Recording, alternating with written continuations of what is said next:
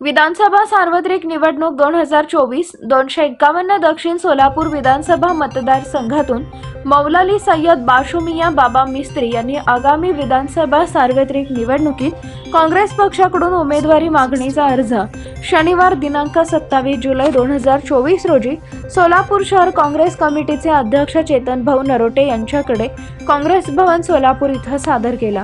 यावेळी ॲडव्होकेट अब्दुल पठाण, बुरहान मुल्ला, अझहर शेख, किसान मेकाले, तिरुपती परकी पंडला, भीमाशंकर टेकाळे, एन.के. क्षीरसागर, विजय शाबादी, शिरीष जाधव, सलीम मनुरे, राजू गडदे, मोहसिन फुलारी, महादेव एरणाल, सतीश देशमुख आदी पदाधिकारी उपस्थित होते। 251 दक्षिण सोलापूर या मतदारसंघातून मी आज काँग्रेस पक्षामध्ये तिकीटची मागणी केलेली आहे।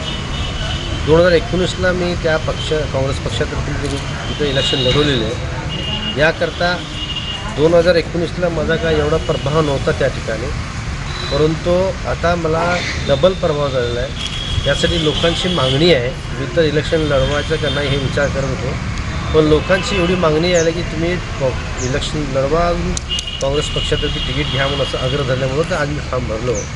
कारण गेल्यावेळी मी 58,000 मतं घेतलो, थोडक्यात आपल्याला राहिलेलं आहे। कारण मी नौका उमेदवार होतो गेल्यावेळी काँग्रेसचा उमेदवार कोणी घ्यायला तयार नव्हते, कोणीसुद्धा फॉर्मसुद्धा भरले नव्हते, म्हणून मी डेअरिंग करून ते फॉर्म भरून मी इलेक्शन लढवली।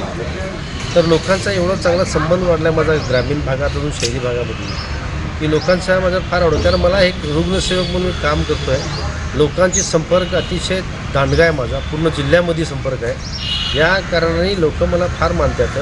अजून मला जर निवडून दिले, मला पक्षाने तिकीट दिली, मी पक्षाने तिकीट दिलं तर विजय निश्चित आहे। एकदा विजय झाला तर या सोलापुराचा, दक्षिण सोलापूरचा मी विकास करायचा कटिबद्ध राहणार। सर्वात जास्त म्हटलं तर दवाखाने सुधारण्याची गरज आहे। आपल्या सोलापूरला गरिबांसाठी उपचारासाठी फक्त सिव्हिल हॉस्पिटलशिवाय दुसरा कुठला हॉस्पिटल नाही आहे। अजून तिथंसुद्धा दुर्गंधी, मशीन नाही, अनेक त्रुटी आहे। परंतु माझी एक स्वप्न आहे माझा की सिव्हिल हॉस्पिटल म्हणजे सुपर फॅसिलिटी हॉस्पिटल व्हायला पाहिजे। हा आपला सोलापूर भारताचं सेंटर आहे, सिव्हिल हॉस्पिटलसुद्धा सेंटर आहे, कर्नाटक आहे या ठिकाणचे। मराठवाड्याचे लोक लातूर, उस्मानाबाद, गुलबर्गा, विजापूरचे लांबचे लोक या ठिकाणी येतात। या ठिकाणी आपलं एवढं मोठं देवस्थान पंढरपूर आहे, त्या ठिकाणी लाखोंची संख्येने इथं वारकरी येतात। परवा 10-12 वारकरी ॲडमिट होते, त्या वारकरीसुद्धा गैरसोय झालेली, यासाठी आम्हाला दुःख वाटतं आहे। यासाठी माझी इच्छा एकच आहे की मी जर पक्षाने तिकीट दिली 100% निवडून आले की पहिल्यांदा मी दवाखान्याचे काम करणार, म्हणजे हॉस्पिटल सुधारणार, रुग्णाची सेवा करणार, अजून विकास, अजून शेतकऱ्यांचा, हे दोन्ही प्रश्न मिटवायचा माझा प्रश्न आहे। 100% मी काम करणार। दक्षिण सोलापूरचं वैशिष्ट्य आहे, तिथं पैसा बघत नाही, मोठा माणूस बघत नाही, ते नेहमीच जमिनीवरच्या कार्यकर्त्याला तिने इज्जत देतात। जमिनीवरच्या कार्यकर्त्याला निवडून मला म्हणजे कारण मी प्रचार करत होतो ना 2019ला, लोक तेच म्हणत होते की आम्हाला असलाच कार्यकर्ता पाहिजे।